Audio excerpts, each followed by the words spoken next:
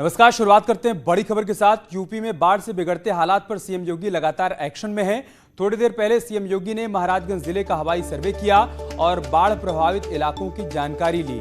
CM ने अधिकारियों से कहा कि प्रभावित गांव में 3 दिन के भीतर राहत सामग्री हर हाल में पहुंचा दी जाए, ये अधिकारियों को सुनिश्चित करना होगा। तो सीएम योगी जमीन पर जाकर पूरे हालात का जायजा ले रहे हैं, अधिकारियों को निर्देशित भी कर रहे हैं ताकि बाढ़ पीड़ितों तक हर संभव मदद जल्द से जल्द पहुंच पाए। पहले उन्होंने सिद्धार्थनगर का दौरा किया, उसके बाद महाराजगंज पहुंचे।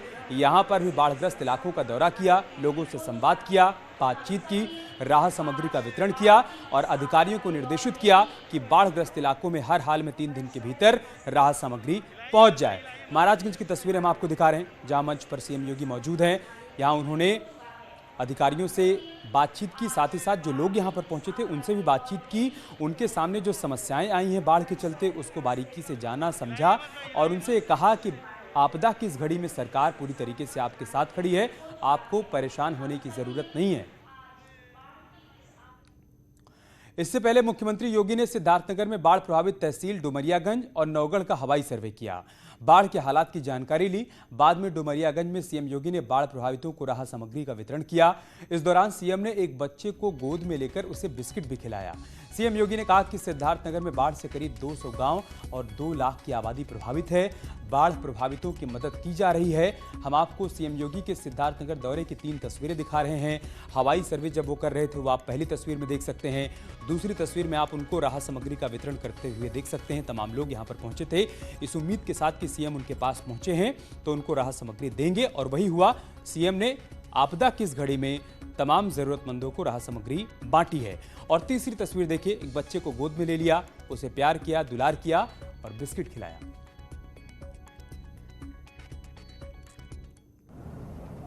बाढ़ बचाव के लिए क्योंकि जनपद सिद्धार्थनगर में राप्ती, बूढ़ी नाप राप्ती, कोड़ा नदी और अन्य नदियां हैं जिनके कारण यहां पर हर वर्ष बाढ़ आती है। तो बाढ़ बचाव से संबंधित जितने भी कार्य होने थे उन सभी 11 कार्यों को पूरा करते हुए समयबद्ध ढंग से उसको आगे बढ़ाने का प्रयास भी किया। बाढ़ पीड़ित सभी परिवारों को बचाव और राहत कार्य के लिए प्रदेश सरकार ने पहले से ही सभी जिला प्रशासन को आवश्यक निर्देश जारी किए थे। सीएम आज दोपहर 3 बजे गोरखपुर पहुंचेंगे और बाढ़ प्रभावित इलाकों का हवाई सर्वे करेंगे। गोरखपुर में वो शाम 7 बजे तक 4 जगहों पर जाकर राहत सामग्री का वितरण भी करेंगे और जनता से संवाद भी करेंगे। गोरखपुर में बाढ़ प्रभावित क्षेत्रों में जिला प्रशासन युद्ध स्तर पर राहत और बचाव कार्य चला रहा है, लेकिन अब कमान खुद मुख्यमंत्री योगी आदित्यनाथ ने भी संभाल ली है। आज मुख्यमंत्री योगी आदित्यनाथ 4 जगहों को निरीक्षण करेंगे। सबसे पहले वो 3 बजे के करीब जो है वो पहुंचेंगे झंगहा में और वहां पे वो राहत वितरण का कार्य करेंगे, झंगहा की यथास्थिति को देखेंगे।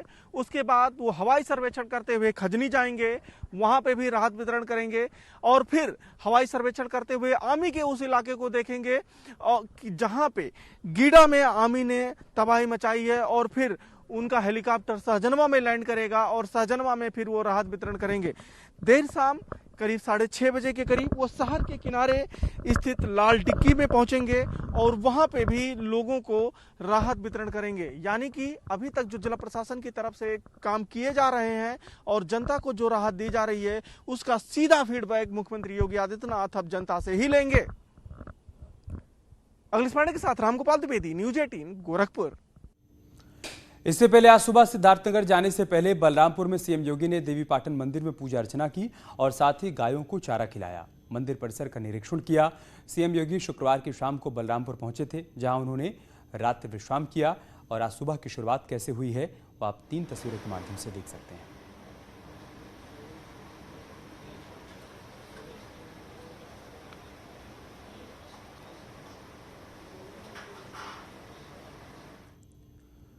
आगे बढ़ते हैं। एसपी बीएसपी के प्रबुद्ध सम्मेलन पर कानून मंत्री ब्रजेश पाठक ने कहा है कि दोनों दल एक जाति को प्रबुद्ध सम्मेलन से जोड़कर राजनीति कर रहे हैं, लेकिन बीजेपी के प्रबुद्ध सम्मेलन का मतलब है उसमें सभी वर्गों के प्रबुद्ध वर्ग के लोग शामिल होंगे और प्रदेश के विकास में उनके अहम सुझावों को अहमियत दी जाएगी।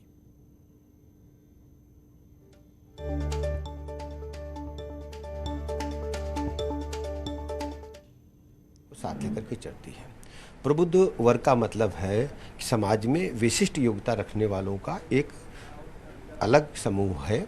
जैसे हमारे डॉक्टर्स हैं, इंजीनियर्स हैं, आर्किटेक्ट्स हैं, चार्टर्ड अकाउंटेंट्स हैं, एडवोकेट्स हैं और साहित्यकार हैं। समाज में ऐसे लोग जिनके विचारों से लोग प्रभावित होते हैं और उनको उत्तर प्रदेश की दशा और दिशा बदलने में किस ढंग से हम लोग काम करें, हम ऐसे प्रबुद्ध लोगों को विधानसभावार बुला रहे हैं, उनका सम्मान करेंगे और उनसे राय लेंगे कि हम प्रदेश को और बेहतर कैसे अच्छा बना।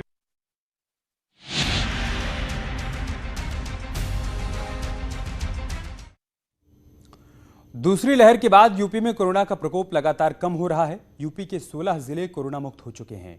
63 जिलों में कोरोना का नया केस नहीं आया है। 12 जिलों में सिंगल डिजिट में केस हैं।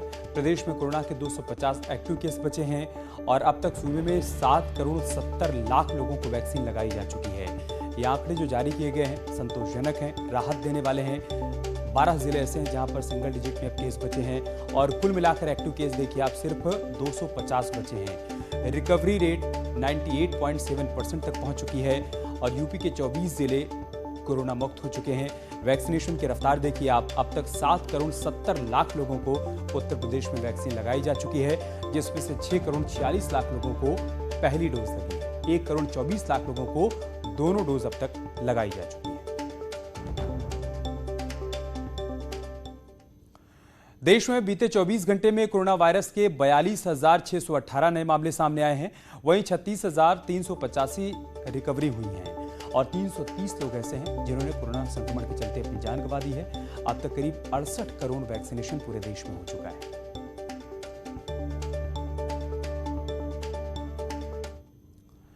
उधर प्रयागराज में डेंगू के मामले बढ़ गए हैं। अब तक 34 लोगों में डेंगू की पुष्टि हो चुकी है।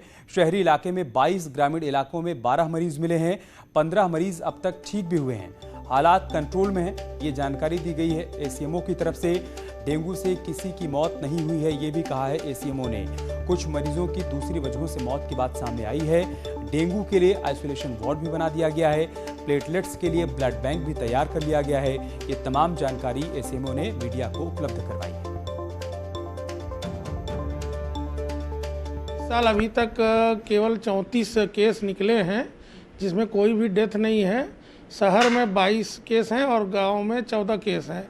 शहर में 22 केस होने का रीज़न भी यही है कि हम लोग बार बार जनता को जागरूक कर रहे हैं कि कूलर के पानी, अब बरसात के दिन आ गए, कूलर में रखा हुआ पानी, गमले में या किसी टूटे हुए बर्तन में जो पानी रखा रहता है, उसी में ये डेंगू का मच्छर, जो एडीज मच्छर है, वो अपना लार्वा देता है और वहीं से ये संक्रमण फैलाता है।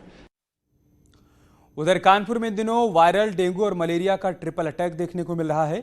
शहर में वायरल का प्रकोप लगातार बढ़ता जा रहा है। वहीं डेंगू और मलेरिया के मरीजों की संख्या भी बढ़ती जा रही है। कानपुर के सरकारी अस्पतालों के साथ ही निजी अस्पतालों में भी मरीजों का तांता लगा हुआ है। कानपुर के हैलेट अस्पताल में एक बेड पर 3 मरीजों का इलाज चल रहा है। तो वहीं बाल रोग विभाग में भी ऐसी तस्वीर देखने को मिल रही है। बीते 10 दिनों में 15 से ज़्यादा लोगों की मौत हो चुकी है। हालांकि प्रशासनिक अधिकारियों के पास सिर्फ 3 मौत के आंकड़े हैं। डेंगू की जांच कानपुर के जीएसपीएम मेडिकल कॉलेज के हॉस्टल में हो रही है। यहां भी मरीजों का तांता लगा हुआ है। रियलिटी चेक के लिए न्यूज़ 18 की टीम यहां पर पहुंची। कैसी तस्वीर सामने आई है वो भी देखिए। वायरल के साथ साथ डेंगू और मलेरिया ने भी अपने पैर पूरी तरीके से पसार लिए हैं। शहर में रोज मरीजों की संख्या बढ़ती जा रही है और डेंगू का खतरा लोगों के सर मंडरा रहा है। इसी वजह से आप देख सकते हैं कानपुर के हैलेट अस्पताल में लोग टेस्ट कराने वाले किस तरह इस काउंटर पर अपनी नंबर का इंतजार कर रहे हैं। एक लंबी कतार साफ तौर पर देखी जा सकती है, क्योंकि प्राइवेट इंस्टीट्यूट्स में टेस्ट नहीं हो रहे हैं।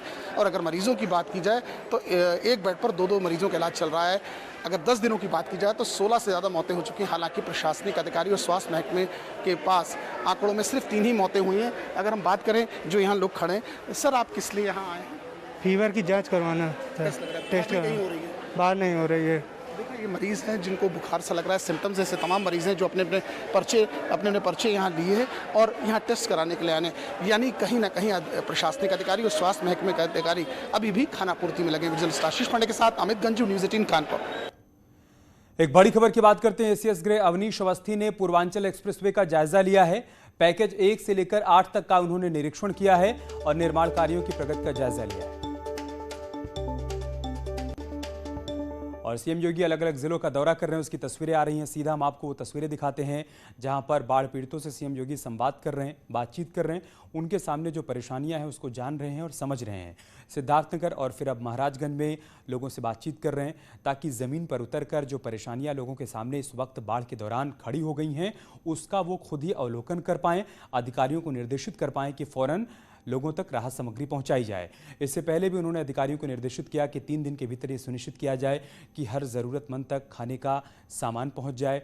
इस बाढ़ के दौरान किसी के सामने खाने का संकट कम से कम उत्पन्न ना होने पाए, ये प्रशासन को सुनिश्चित करना होगा और साथ ही साथ लोगों को विस्थापित भी किया जाए। ऐसे तमाम इलाके जो कि इस वक्त बाढ़ की चपेट में हैं, कई गांव ऐसे हैं जहां पर बाढ़ का पानी घुस चुका है, उन गांवों से लोगों को सुरक्षित स्थानों पर विस्थापित किया जाए ताकि उनके सामने रहने और खाने का संकट ना उत्पन्न होने पाए। लेकिन क्या लोगों को ये तमाम सुविधाएं मिल पा रही हैं या फिर कोई लचर या लापरवाही देखने को मिल रही है, इसको जानने के लिए सीएम योगी खुद ही देखिए आप लोगों से बातचीत कर रहे हैं, संवाद कर रहे हैं ताकि वो जान पाएं कि लखनऊ से जो योजनाएं लोगों के लिए चलाई जा रही हैं, आपदा की इस मुश्किल घड़ी में सरकार की तरफ से जो भी कदम उठाए जा रहे हैं उसका कितना फ़ायदा लोगों को मिल पा रहा है। और ये देखिए वो बच्चों को प्यार और दुलार करते हुए भी बार बार नजर आते हैं। यहाँ पर भी वही तस्वीर सामने आ रही है महाराजगंज से, जहाँ पर उन्होंने एक मासूम बच्चे को अपनी गोद में ले लिया और उसे दुलार कर रहे हैं और देखिए अपने हाथ से वो उसे बिस्किट भी खिला रहे हैं। दरअसल सीएम की ये कोशिश है लोगों को बताने की जो कि इस वक्त बाढ़ से पीड़ित हैं कि आप परेशान मत होइए, आपके सामने मुश्किल है, परेशानी है, हम जानते हैं, लेकिन सरकार आपके साथ खड़ी है। आपके लिए हर संभव मदद के लिए सरकार तत्पर है। जितनी भी आवश्यक वस्तुएं हैं वो आपको हर हाल में उपलब्ध करवाई जाएंगी। ये सुनिश्चित किया जाएगा शासन और प्रशासन के स्तर पर। यही आश्वासन देने के लिए, यही संवाद स्थापित करने के लिए सीएम योगी लोगों के बीच पहुंच रहे हैं।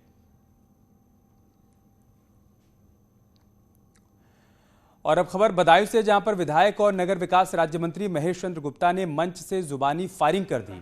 बदायूं शहर में शुक्रवार को बीजेपी की तरफ से भगवान परशुराम की मूर्ति का अनावरण था। इस दौरान फायर ब्रांड भाषणों के लिए जाने जाने वाले महेश चंद्र गुप्ता ने भाषण के दौरान मुंह से फायरिंग कर दी। मंत्री जी पुलवामा आतंकी हमले पर भारत की तरफ से दिए गए मुंहतोड़ जवाब का जिक्र कर रहे हैं। अभिनंदन करता हूं मैं। केवल बोलना होता है, विरोधी फिर बोलने लगे। अब कागो मोदी को 56 इंच को सीना, अब कागो मोदी को 56 इंच को। मोदी ने फिर कहा, इसका जवाब हमारे सेना का जवान फिर देगा। मेरे भाइयों, फिर 40 की जगह दूसरे देश में घुसकर फिर 40 की जगह 4 आतंकवादियों को फिर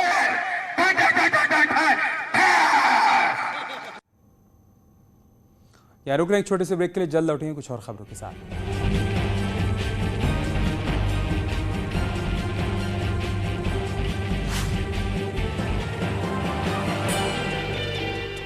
ज्ञानेंद्र सिंह जी, विधायक सिसवा श्री प्रेम सागर पटेल जी, विधायक सदर श्री जयमंगल कनौजिया जी जैसे सभी जनप्रतिनिधिगण बाढ़ और राहत कार्यों में प्रशासन का मार्गदर्शन करते हुए युद्ध स्तर पर इस कार्यक्रम को आगे बढ़ा रहे हैं। बाढ़ बचाव और राहत कार्यों की समीक्षा करने के लिए ही आज मैं जनपद महाराजगंज में आया हूं। सभी बाढ़ पीड़ितों के प्रति मेरी पूरी संवेदना है। हर बाढ़ पीड़ित को पर्याप्त मात्रा में राहत सामग्री प्राप्त हो, ये हम सबकी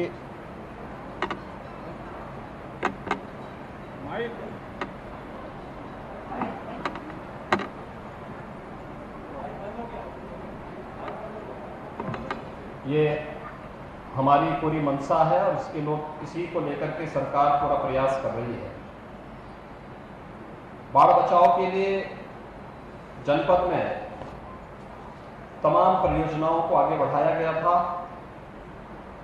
जिन परियोजनाओं में 23 परियोजनाएं यहाँ जनपद के लिए हम लोगों ने स्वीकृत की थी, जिनमें से 9 परियोजनाएं अब तक पूर्ण हो चुकी हैं, जिनसे बाढ़ राहत का कार्य युद्ध स्तर पर यहाँ पर उससे बचाव में काफ़ी मदद मिली। बाकी शेष परियोजनाओं का कार्य भी युद्ध स्तर पर चल रहा है, उसमें काफ़ी प्रगति है।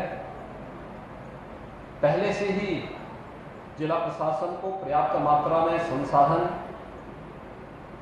और धनराशि उपलब्ध करा दी गई है।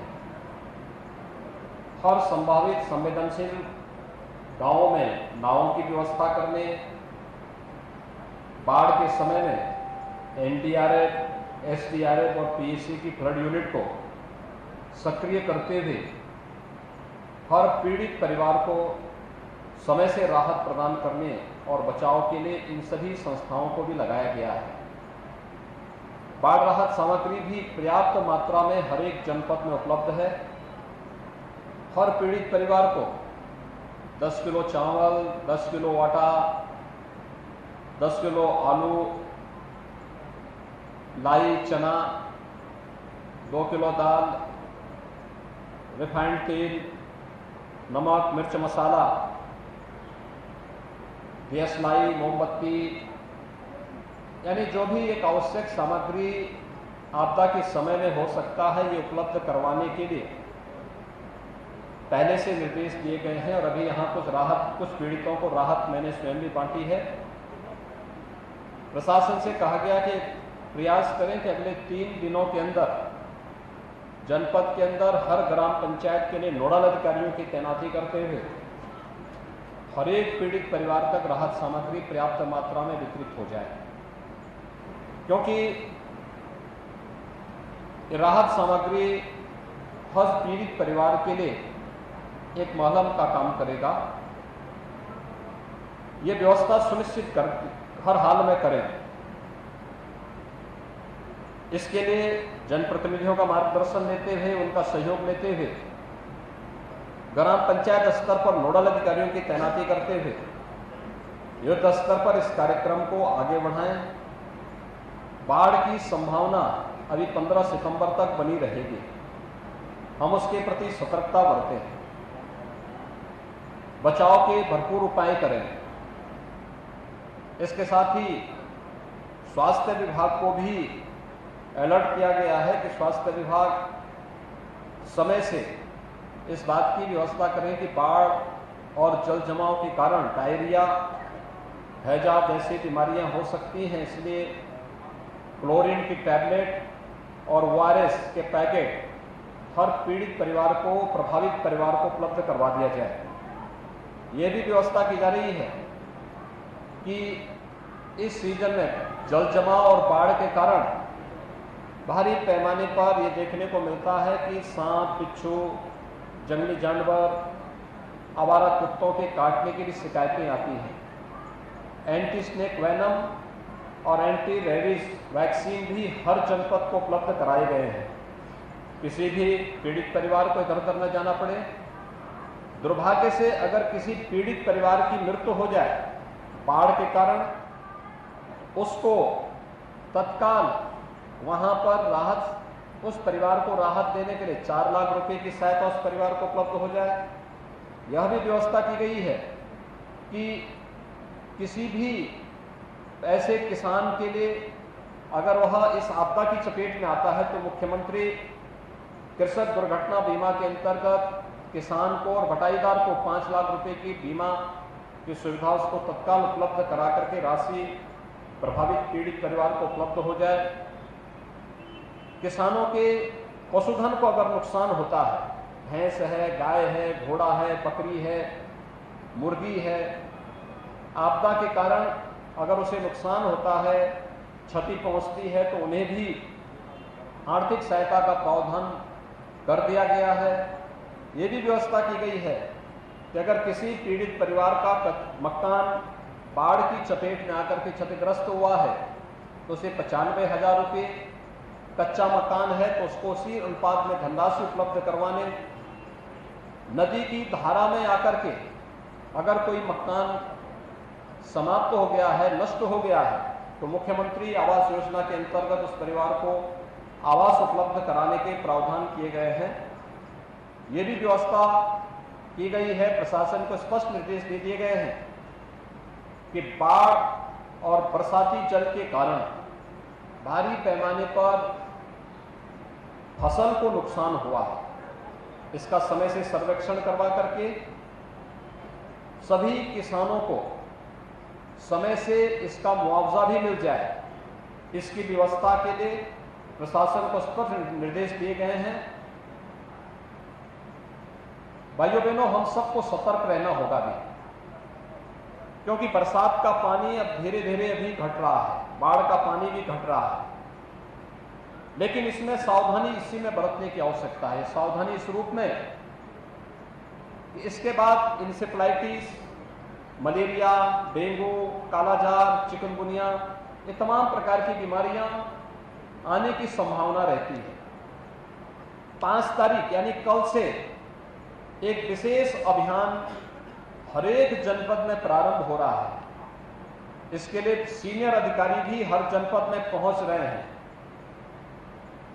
जनप्रतिनिधियों के निर्देशन में हरेक जगह स्वच्छता का, सैनिटाइजेशन का, छिड़काव का, लोगों को शुद्ध पेयजल या पानी गर्म पी करके लोग सेवन करें, इन सभी को लेकर के एक बृहद अभियान चलेगा। साथ साथ स्वास्थ्य विभाग की टीम भी, जैसे कोरोना कालखंड में घर घर स्क्रीनिंग करने का कार्य किया गया था, ऐसे ही बचाव और राहत के एक बृहद कार्यक्रम को आगे बढ़ाने का कार्य करेगा। मेडिसिन किट का वितरण के साथ साथ हर जरूरतमंद को दवा उपलब्ध करवाने की व्यवस्था इसके माध्यम से होगी। ये कार्यक्रम कल से प्रारंभ होगा। जिले के अंदर सभी जनप्रतिनिधिगण, सभी प्रशासनिक, पुलिस के अधिकारी, स्वास्थ्य विभाग के अन्य सभी संबंधित विभागों के अधिकारी और कर्मीगण, ब्लॉक प्रमुख, जिला पंचायत के अध्यक्ष, जिला पंचायत के सदस्य, क्षेत्र पंचायत और ग्राम प्रधानगण मिलकर के इस पूरे अभियान को सफल बनाया।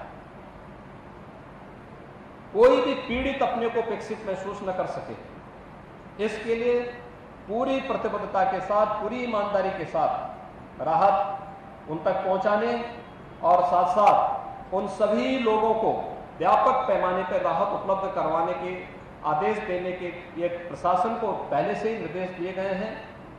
जो बृहद पैमाने पर है, प्रयास होना चाहिए कि अगले 3 दिन के अंदर सभी पीड़ितों को राहत उपलब्ध हो जाए। जो लोग अपने घरों से बाहर रह रहे हैं, उनके लिए भोजन की व्यवस्था कम्युनिटी किचन के माध्यम से, सामुदायिक किचन के माध्यम से उन सबको भोजन के पैकेट दोनों समय उपलब्ध करवाए जाए। पेयजल की व्यवस्था उनके लिए उपलब्ध करवा दी जाए। जिन गांवों में बिजली कट गई है, नहीं पहुंच पा रही है, प्रयास होना चाहिए कि वहां जनसेट या फिर अन्य पेट्रोमैक्स के माध्यम से हम लोग ये व्यवस्था उपलब्ध करवाएं। ये शासन ने पहले से इसके बारे में पर्याप्त संसाधन हर जनपद को उपलब्ध कराए हैं। इस आपदा के समय में सरकार की पूरी संवेदना, केंद्र और प्रदेश सरकार की पूरी संवेदना आप सब के प्रति है। आप सब इस पीड़ा में शामिल होने के लिए आज मैं भी, पंकज जी भी, यहाँ के मान्य विधायकगण भी, अन्य जनप्रतिनिधिगण भी आपके बीच में आए हैं और हर एक गांव में जाकर के प्रत्येक पीड़ित को समय से राहत प्रदान करने और बीमारियों से भी बचाव करने के लिए हमें अभी से प्रयास करना होगा। इसी की अपील करने के लिए मैं विशेष रूप से आपके बीच में आया हूं। धन्यवाद। जय हिंद।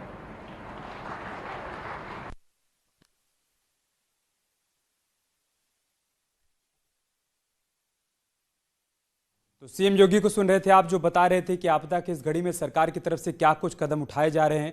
सभी 75 जिलों में नोडल अधिकारियों की नियुक्ति की गई है ताकि वहां पर बाढ़ के दौरान जो हालात बने हुए और बाढ़ के बाद की स्थितियों को लेकर पहले से तैयारियां की जा सकें। एक छोटा सा ब्रेक लेंगे, बहुत जल्द होगी वापसी।